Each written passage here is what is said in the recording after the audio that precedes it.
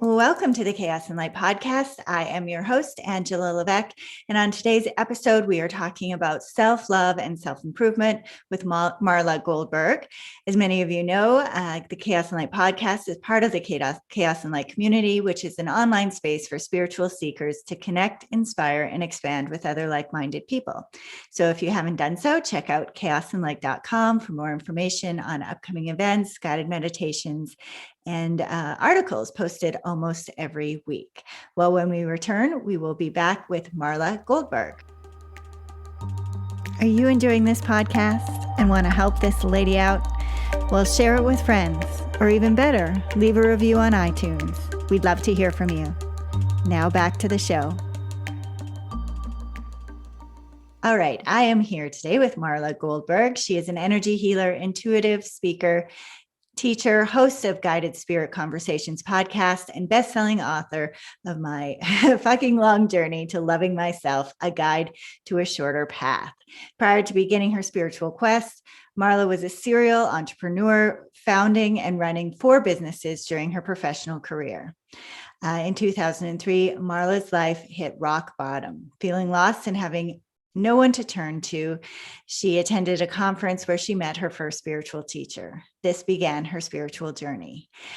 She has attended a 3-year mystery school and by graduation learned over 14 healing techniques. She has now learned over 24 healing modalities, and she is a certified spiritual response therapist, an intuitive life coach, and master metaphysician. With that, I want to welcome Marla to the Chaos and Light podcast. Hello, Marla. Hi, how are you doing today? Oh, I'm doing very well. How are you? I'm great. I'm as happy as can be. Well, that is wonderful. Well, let's start talking about, in your bio here, we talk about hitting rock bottom. Can you share a little bit of your background story that you brought you here today? Sure. So in 2003, I would have been married approximately 7 years to my first husband, and it was a brutally difficult marriage.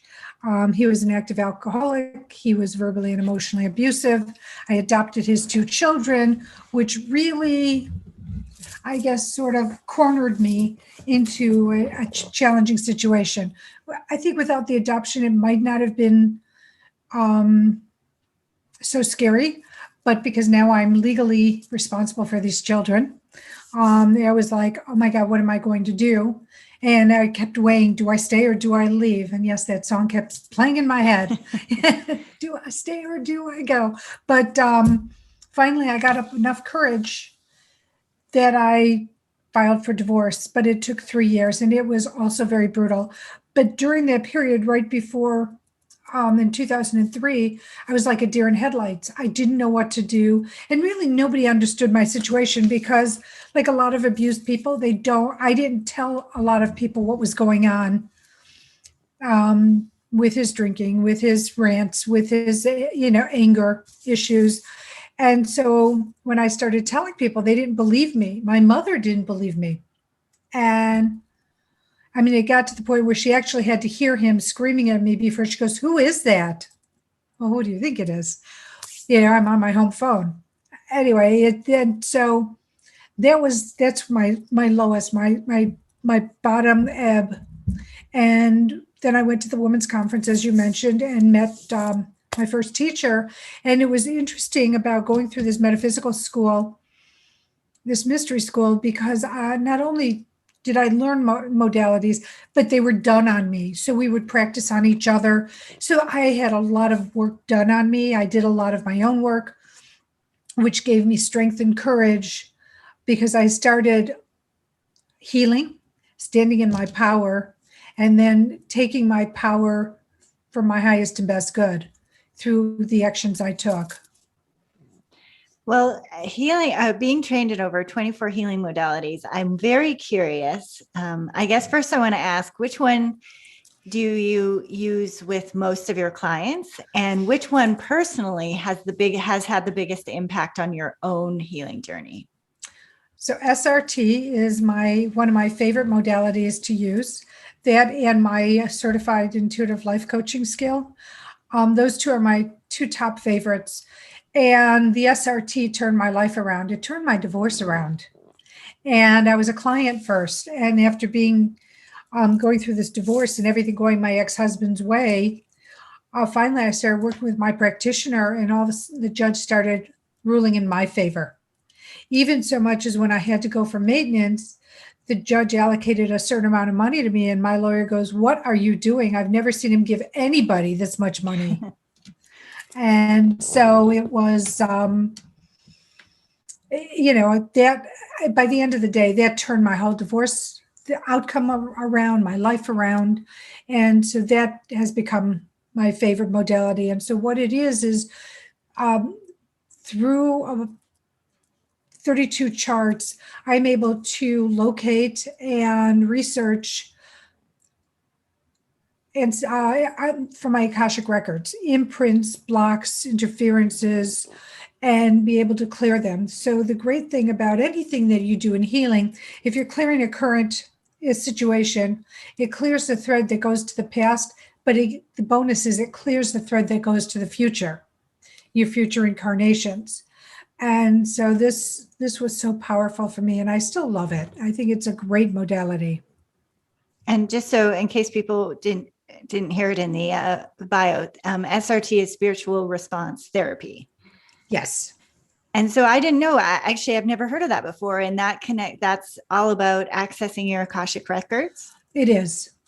It's accessing the records and then finding the blocks, programs, imprints from either a past life that you brought into a current life, which many of us do, something that's brand new from the life you're living right now, the present life, or, and it saves you. I would say clear the future, but you clear it through clearing the present and the past. It clears the future lives, the future incarnations. And it was powerful. It still is powerful. And so in this, in SRT, so there's clearly an understanding of karma then that, yes. Okay. Definitely. Well, the Akashic records, for people who don't know what the Akashic records are, they're like your computer database. And from the moment of your soul's conception to this very millisecond, everything that you've done, said, thought is recorded. And not only that, it's your reactions to what has been done, said, and thought about you and have been projected on you. Because it's really not the incident as much as it is the actions taken on the incident. That's very fascinating. So I want to talk a bit about your podcast as well, because I have had the blessing of speaking to almost 300 people at this point. And so I always think it's interesting being able to talk to the people who talk to the people. So because there's such, you gain such a wide berth of perspective, because even if you interview 3 different people on meditation or 10 different people on meditation, every person will have their own tools and techniques and their own perspective on it. And so as somebody who's been able to speak to many spiritual teachers and thought leaders, what is something that you've learned recently that has, even if it's something you've heard of before, that all of a sudden made you think differently? Oh, that's really a great question. I'm trying to think.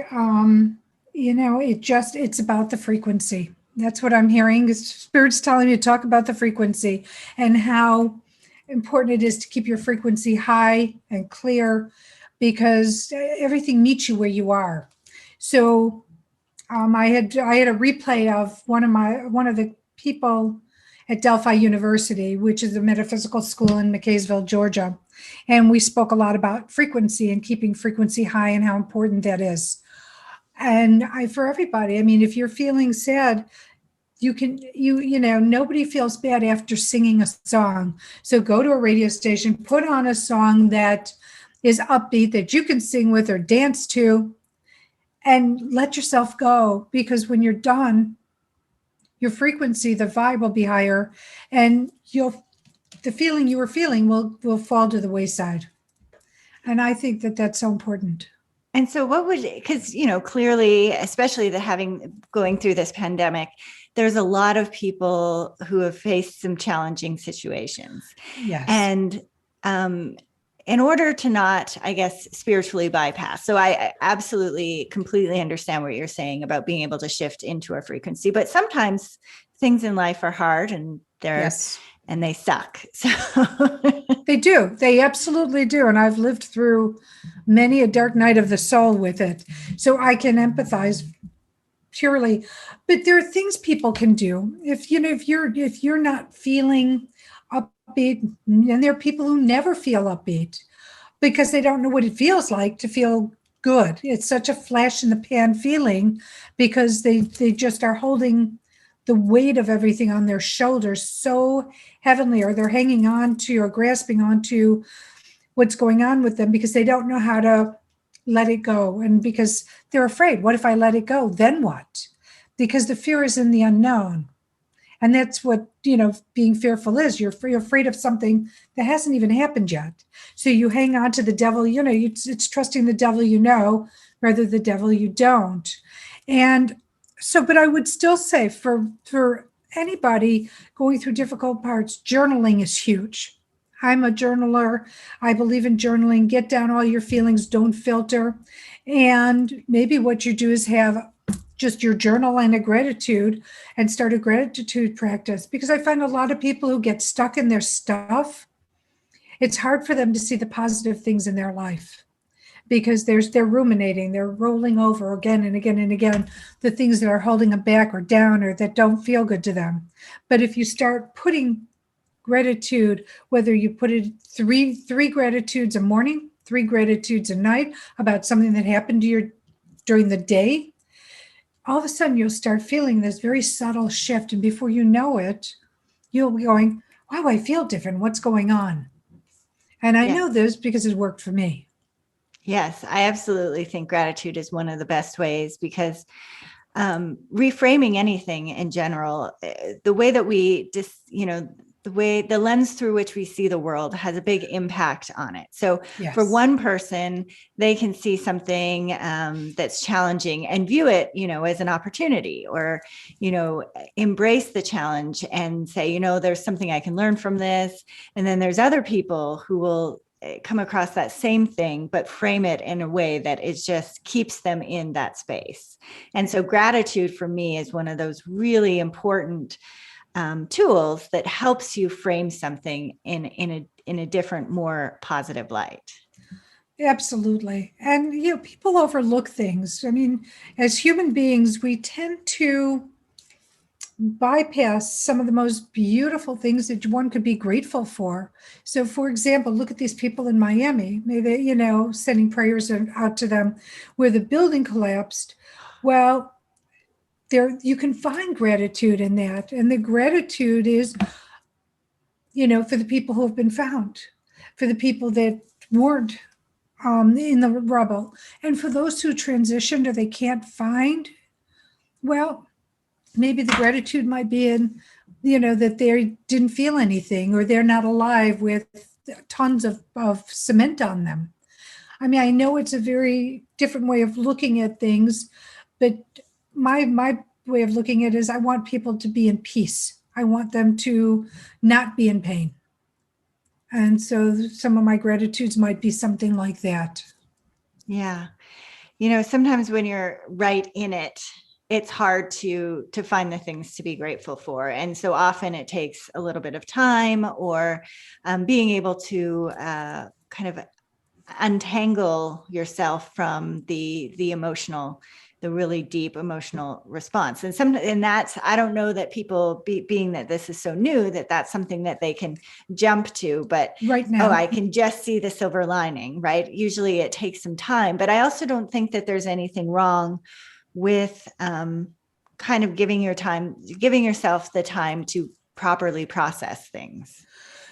You have to grieve. You have to go through the process. Feel what you feel. Don't push. I'm not suggesting anybody push any emotions down, because all it's going to do is regurgitate over you at some inopportune moment when that's the last thing you want to have happen, because that's how it tends to work when it shows its head. No, grieve. But I'm just saying that, there are different perspectives from different people. I'm not talking about the people who are immediately affected, but those watching from around the world. I mean, there could be gratitude that hopefully people didn't feel the pain. They didn't feel anything that, and they could be have gratitude that people are surrounding those that are survivors with love. I mean, there are different ways of looking at it, and it seems very idealistic, but it could also be very, very helpful. Yes, I think that especially for people who aren't in it, sometimes we feel very, whether we're watching what happened with the condo collapse, or we're watching a natural disaster that's happening, on the other side of the world, or climate crises or famines or whatever. It can be very difficult it doesn't serve us, because we're not immediately affected, to kind of stay in those really dense, heavy emotions. And so often we feel like, what can I do? What can I possibly do? I'm just a single person. And so, like you said, being able to send love or hold space or be in gratitude can sometimes be the best thing that we can do, because holding that space in a higher vibration, like you were saying, it's doing something, and it's also doing something that is loving for the self as well. It's a give, outward, and it's a take, because when you're giving love, you receive love. When you're giving compassion or empathy, or you're sending prayers, the same kind of energy comes back to you. So it's not like you're just giving, and not receiving. You do have the opportunity to receive back in that way. And that's the way I believe. And I think that there's such a tendency nowadays to move into the blame space, like something goes wrong. And the first thing is, well, who can we blame for this? Whether it's corporations and their, exploitation of the earth, or the poor contractors, or, and of course it does serve us at some level to figure out, okay, what are the causes? But even that is different than who can we blame for this. And so I think if our response to something like, say, like a school shooting, it's always like going into the us versus them, and this is your fault.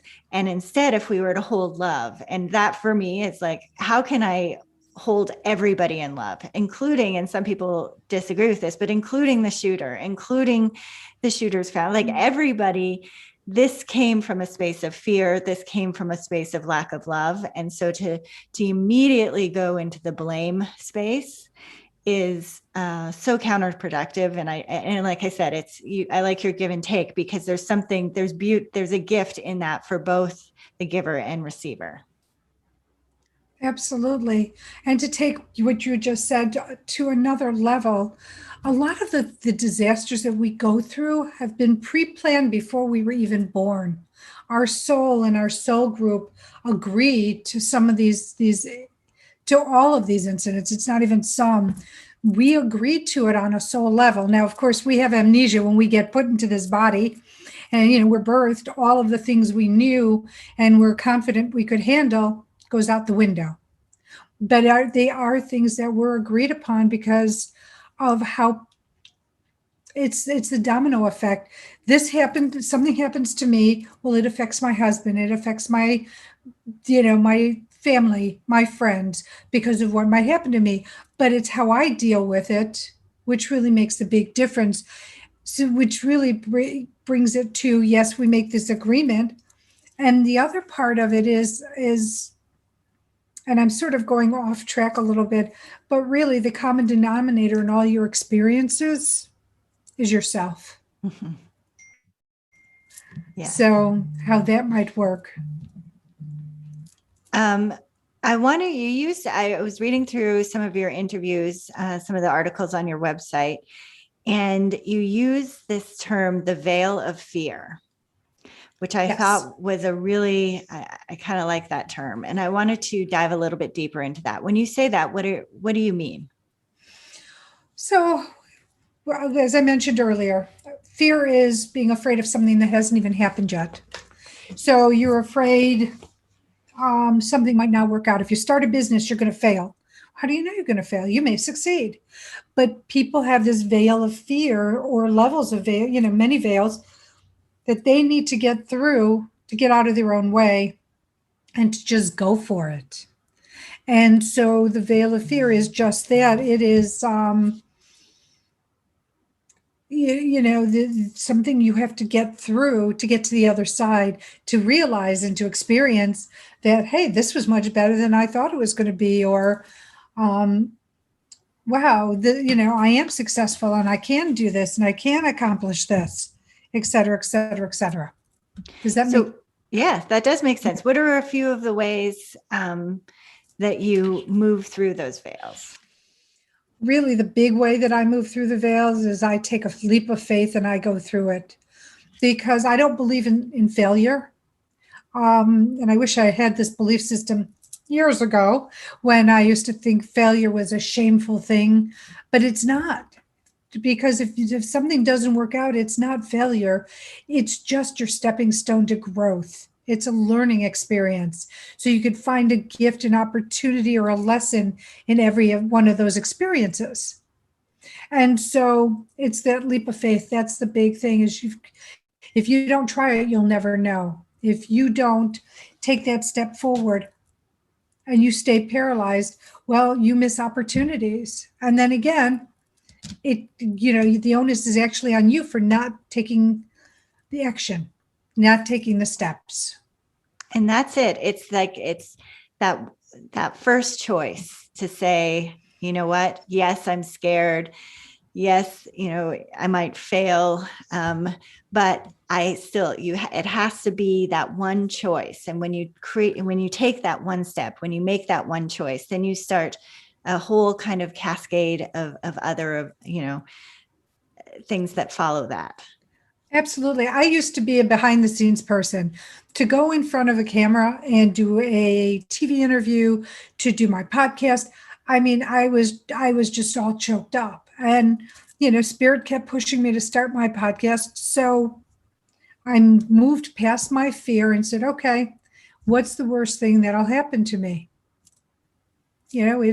It's not going to, it won't be successful. It won't be well received. Well, I'm in it 3 years now, and I love what I do, and I'm very comfortable now, in those moments that I do have to stand in front. Public speaking is the same way. I used to be very uncomfortable standing in front of an audience talking about my subject matter, but today it's like, I know my stuff. So people are either going to resonate or not, but it's never a losing proposition, in my opinion. Yes. And, as somebody who's interviewed many, many people, every single person walked through that veil. Every person that we talk to, no matter how many books they have out now or how many, audiences they've spoken to, they had to walk through that veil of fear. Absolutely. Absolutely. And I think in this day and age, I don't know if you're familiar with Brene Brown, but she wrote a book, Daring Greatly. And she has that beautiful quote that I think was by Roosevelt, but I might be wrong. But basically, like, having the guts to step in the arena and to give your blood and your sweat and your tears, and those that will stand, and criticize, who don't have the, the guts to get it, to step into that ring, dismiss them. And I think that ring now is getting much bigger, because now we have social media and everybody has a voice and an opinion and an idea. And there's a lot of people who, can hang out and be critics. And so it might even seem to be more difficult to take that first step, because there's so many other people who now can watch you and has an opinion on what you're doing. But I got to say, it's incredibly liberating when you do follow through on, especially that nudge from spirit. Absolutely. And then you have to understand that if those critics, in my opinion, they're projecting their stuff onto you. It's not that you're doing anything wrong. This is about them, not about you. So by just acknowledging, that's not my stuff, and I'm not going to own it. I'm going to continue doing what I do, because I'm doing it with the purity of passion of what I do, to help people to get in front and center. And if those people want to criticize, let them criticize, but they're not going to affect me. Yes. The subtitle of your book is about self-love, the long journey to loving, a guide to a shorter path. Yes. So let's talk about how we learn to love ourselves, because that goes, I think that's a good segue from what we're talking about, because usually people who, are the biggest critics are also the same people who are dealing with a lack of self-love. I agree. I absolutely agree. But I will tell you, it's not like you go, I love myself and here I am. It's a step, but there are things one needs to do because of all the wounds we carry. We need to heal a little bit before we can start accepting ourselves. Because as Joe, I always do this quote on Pretty Woman. I don't know if you remember, Richard Gere and Julia Roberts were in bed and they were talking, and he was telling her how she's got special qualities. And she said, isn't it amazing how it's just easier to believe the bad stuff? And that's the way people are. I mean, you could hear 100 compliments or 99 compliments and get one criticism, and you don't live on the compliments. That doesn't feed you. The criticism feeds you. Why? Because it's easier to believe the bad stuff, even if it's just one criticism. And so, yes, it's very difficult. I agree with you that people who are critics and judges, and they just have a lot of their own personal issues and wounds that need to be healed. But how do you go about doing it? Well, it's like, I hate to say it, it's an Alcoholics Anonymous. You have to admit, you've got to be very honest with yourself about where you're feeling the wounds. And I think that one of the things we need to do, because we repress as humans, we repress so much, that we truly need to get these emotions out of our hearts. How do we do that? I call it release by exertion. I love it because it's about finding ways to move the energy out of your system and cry and release, because it's so healing. It's so cathartic to be able to just let it go and let all those emotions out. And it could be in screaming or, like I said, in tears. And there's ways to do it. So one of my favorite things to do is I have a kid's bat, a Nerf or plastic bat, and I'm going to have a caveat. Do not use this on a person and do not use this on an animal. This is strictly soft surface use only. But you take this bat and you start hitting your mattress or your sofa as hard as you can. And I will guarantee you that in 15 to 30 seconds, all these emotions are going to be welling up. Now, the trick is you need to let the emotions out. You need to let them come out, because you can't cleanse if you're going to press them down again, because you look in your mirror and you go, oh my God, I'm an ugly crier. So what? You're by yourself. Cry away. Let the stuff come up. One of the reasons you have issues is because you keep holding on to all these things. It's like the vision I have is like if you see a camel or an elephant walking with, carrying all these trunks tied to his back. Well, that's what all these repressed emotions are like. Once you start getting them up and out, you start feeling lighter, especially, and I know that I'm going over my chest area right now, but that's where we hold it, in our chest, in our heart chakra, the upper and lower heart. And by releasing it, it just makes us feel so light. And that's the first step. The next step, in my opinion, is forgiveness. Learning how to forgive others, learning how, more importantly, how to forgive yourself. We talk to ourselves as human beings in ways we wouldn't talk to our worst enemies the way we talk to ourselves. And so by learning to forgive yourselves for things you've done and letting it go, and the trick is letting it go, not hanging on to it, that's just huge in the process of healing.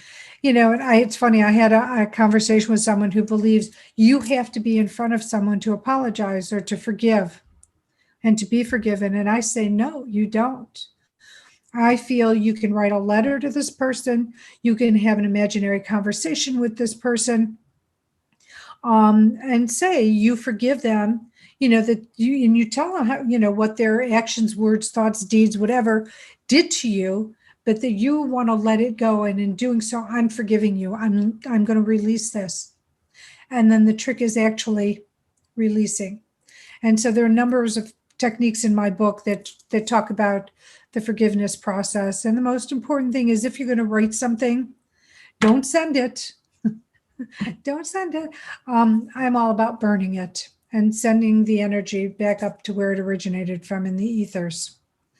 And I think that that's a powerful next step.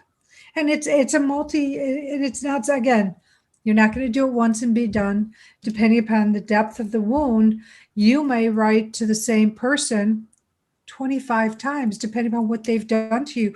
You might do it for every incident that has affected you. And then, but it's powerful in your self-healing. And when you start healing yourself, you then can start doing self-acceptance exercises. But if you're holding on to all these repressed emotions and anger and whatever the emotions are, and you haven't forgiven, it's hard to get to the next two levels, which is self-acceptance and then stepping into self-love. Does that was fantastic. That was very well laid out.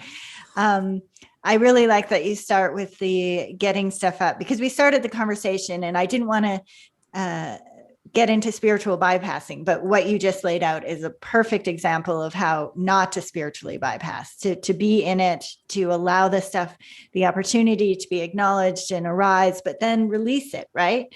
I was in a circumstance earlier this year where I was living in Japan, and one of my dear friends here, she passed away in Boise, Idaho. And at the same time, yes. And at the same time, I was going through another really big work challenge, and there was a lot of stuff. And I knew that I didn't have the proper time to grieve the loss of my friend. And I was like, okay.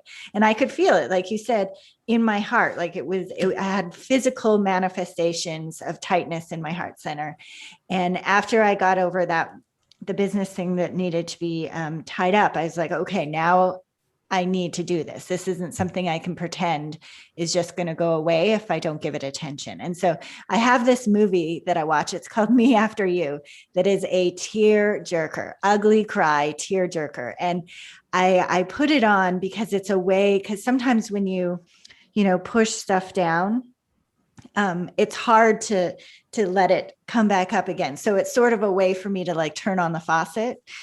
And so I start watching, and then, and by the end, then the movie's over and I'm still crying and I'm just letting everything just flow out of me that needed. And that was part of frustration through the business thing. It was grief. It was all of these things, but it was amazing after, within a day or two, all of the tightness in my chest had been relieved. And then I had more to do a little bit later, but it was so important that I honored that I knew that, yeah, even though it's been a few weeks since my friend has passed, I know that I didn't take the time that was necessary to grieve that. And there was some forgiveness as well, because I had come back to the US for a very short amount of time and I didn't go see her. And I even still, like, I had to forgive myself that I didn't do that. And I thought, even still, there's I can feel right now there's a little bit more that I need to do. But I love that you said that. And I think the forgiveness piece is so important as well, because I think it was Matt Kahn. Somebody said that forgiveness is when you're able to pull your energy out of the situation, but you're not able to pull your energy out until you do the releasing, until you do the acknowledgement, until you write those letters or you journal or whatever. Because when we think about the energy, it needs to be acknowledged, but then it also needs to have a place to flow out of you. So I loved what you said. Thank you. But you're right. So what are a few self-acceptance tools or techniques we can utilize? Oh, this one's not an easy one. It's not even easy for me, but you need to stand in front of a mirror, start naked, and then start appreciating each part of your body. And especially the ones that your eyes go to the first, because of course your eyes never go to the really nice features. They always go to the ones they're like, oh my God, are those my hips? Is that my midriff? Is that my butt on the back of my legs? But the reality of it is, yeah, that's who you are. It's what you are. It's not, how do I say this? It's what you have. It's not who you are. But by thinking your body piece by piece, um, body part by body part, by thanking it, by appreciating it for all it's done for you and how it's going to continue to do for you, you build this symbiotic relationship energetically with the person who you are. And then you can start going into, I love my personality, my sense of humor, my ability to see through lies, whatever it might be. You can get to those parts, but that one's the hardest one. And if that's too hard, wear your underwear, but do the same exercise and just start saying thank you and I love you to those body parts. And it's a really powerful way to start accepting who you are, the way you are, because this is a body. We can change our body. Our hearts, on the other hand, some people can change if they want to, some may not.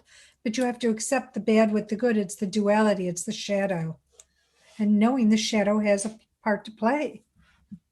Absolutely. Yes. Standing naked can be very difficult for a lot of people, but you're right. You don't notice all of and I think that that's really interesting. Like when I see people smile, I love their wrinkles. Like I love their little Joy crow's lines. feet and their little lines here that they get around their cheeks. And most people would say that that's the worst thing about I hate all my wrinkles around my eyes. And it's so interesting to kind of think about when I look at somebody, what is beauty?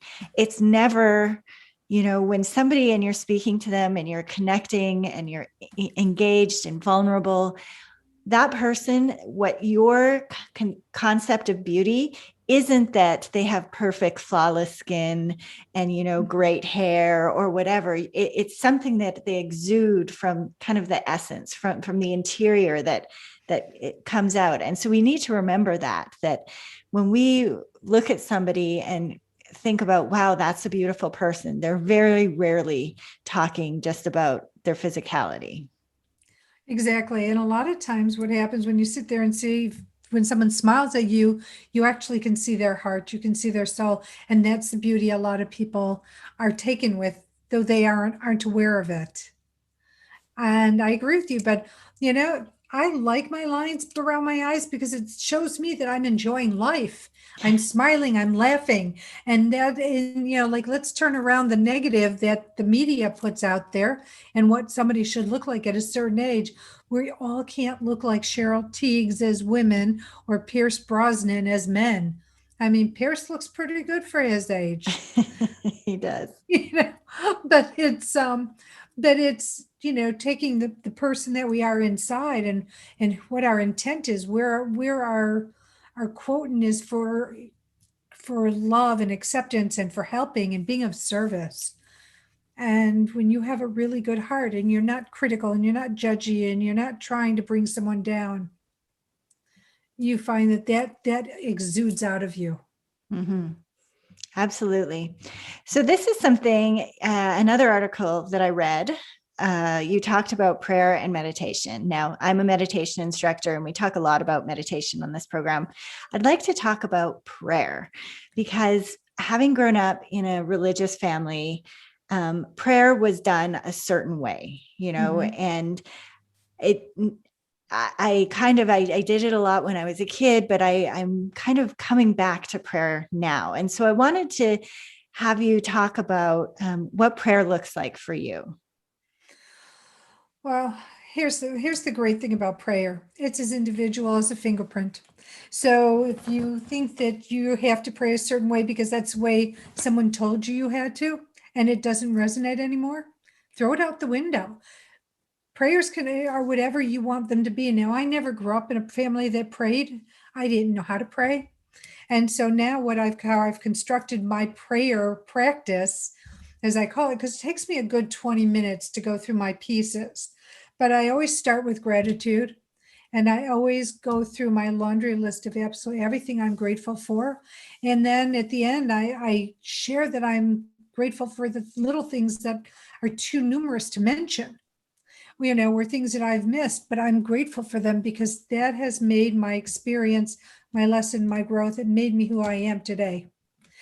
I go into a clearing part of my prayer. where I want to clear different things. And then I go into letting spirit know what it is I'm open for. I want spirit to know that I am open and ready to receive. And then I go through my laundry list of that. And then I always end my prayers with sending love and light to every living organism, and then to humans. I always give extra because I really think humans need to really take in acceptance, tolerance, patience, peace, forgiveness. I mean, so many just refuse to allow those energies and emotions to be a part of their world, and they just live in, what was it, Pigpen, who had that dark cloud, Charlie Brown Pigpen, the cloud over his head. People walk around like that because, and they forget to be grateful for things, but to also say, hey, look it, I'm open. Bring me the things, bring them to me. I'm open for it. I'm cool with that. And then I send the prayers, to every living organism. And then to those who are ill, I have a prayer circle where I mention and send each one of them individually loving, light, and healing prayer. And then, I mean, this is my prayer, but people could, if you don't have time for this, if you just say, thank you for bless so and so, bless me, protect my family, it could be as short as 2 minutes. Everything is very, very individualized. And I never would ever talk to anybody and say, you have to do it this way, because there isn't any right way, in my opinion. Your way, what feels good for you, is your right way. Yeah, because I've heard some people say you should never ask God for anything, or you should only be, your prayers should only be gratitudes. Yeah, so but I think though, taking a specific time, like setting that time, as a, and saying, this is for my prayer. I mean, you can take prayer on the road for sure while you're just out and about. And oftentimes I'll see things, that are so beautiful, or a bird or a butterfly or something like that, and just take a moment to just be grateful for that, to, honor the beauty. And, but there's something I think about having rituals, whether that's taking time for meditation or taking time for prayer, but really having intentional time in order. I think that adds a lot to your own peace and well-being, but I also think it does a lot to honor your relationship with spirit. What are your thoughts on this? Well, you do honor your relationship with spirit, and you honor yourself in the same token. I think prayer is so powerful, and I never knew how powerful it is, but I do believe you need to let spirit know what you need help with. And if something's going on, ask, because the angels, guides, guardians, they don't have free will. So unless you ask them to do something for you, how are they going to know to do it? And I'm of the ilk that if you need something, put it out there. It's like I always call on St. Anthony for lost things. I'm always calling on St. Anthony. He and I are best friends by now because I'm always losing things. And what's so funny is being brought up Jewish, I wasn't brought up with saints and and archangels, and I wasn't really aware of a lot of them. But now it's like, but there's truth to this. A friend of mine, we were at, I go to Delphi University for continuing education, and a friend of mine couldn't find her sweatshirt. And I said, did you ask St. Anthony? And she's like, well, no. And I said, ask St. Anthony for it. Well, she found it within 15 minutes. And so, if St. Anthony didn't know to help her find her sweatshirt, it could still be lost today. But you ask St. Anthony and it appears, and but if it doesn't appear, then there's a reason it's not coming back to you, and you should let it go.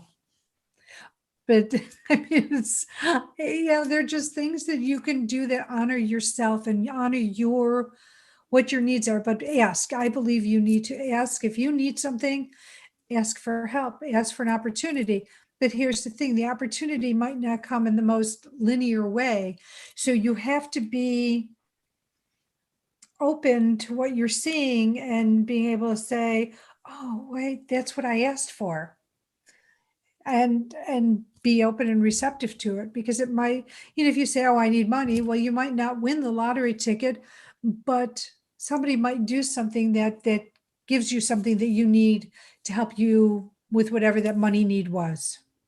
Yes. I remember one time when my husband and I were just starting out and we didn't have a lot of money, and like out of the blue, I think we got like a rebate check or somewhere we got money, and it was the exact amount that was the cost of our hot water heater that had broken. And my husband looked at that and was like, oh man, like he was all upset because we had just gotten this money and we're excited. And then we had to spend it on the hot water heater. And I was like, what are you talking about? This is a gift. We got the exact thing that we needed to take care, to take care of our needs. Right. And he's like, I didn't think of it that way. And so again, it goes back to framing, but to me, it was just like spirit was helping us out, because you can't go without the hot water heater, and we didn't have money to pay it for it. And then everything just came into being. Exactly. And did you ask, I mean, if I don't know if you remember, but did you consciously say, whoever you call out to, whether it's God, high self, Elewan, I mean, whoever, did you remember saying, help me, we need a new water heater? Well, actually the money came right before the water heater broke. Oh, that's interesting. So I was grateful for it afterwards. I was like, I don't know who was responsible for that, but thank you very much. Absolutely. There's a lot of gratitude in that. Well, I want to give you the opportunity now to share where my listeners can get in touch with you, where they can find your books, all of that good stuff. Thank you. So my email is Marla Goldberrg, and Goldberg is spelled with 2 R's.com. So GOLDBERRG.com. My book, My Effing Long Journey to Loving Myself, A Guide to a Shorter Path, can be found on Amazon. I've got, if you go to my website, you can see all my products. You can see where my books are, my articles, everything that I'm doing upcoming. And I think it's the one-stop shop to go. My podcast is heard at voiceamerica.com. You go to the empowerment channel and look up either Guided Spirit Conversations or Marla Goldberg with 2 R's. We have a live stream on Facebook of the same name. The page is Guided Spirit Conversations. And if you'd like to check out all of my archived podcasts, go to YouTube and page of the same name, Guided Spirit Conversations, and you'll find all the archived podcasts that I have. Well, Marla, thank you so much for coming on the program. I look forward to actually hearing your podcast. That sounds wonderful. Thank you very much, Angela. I appreciate it. I enjoyed being here. Thank you. We will be back after this ridiculously short break. Are you enjoying this podcast and want to help this lady out? Well, share it with friends, or even better, leave a review on iTunes. We'd love to hear from you. Now back to the show. Well, that's it for today's episode. Coming up next time on the Chaos and Light podcast, we will have Jane Sanders talking about scientific hand analysis. Very different than palm reading. Quite an interesting conversation. Well, that's it. Take care and seek the mystery.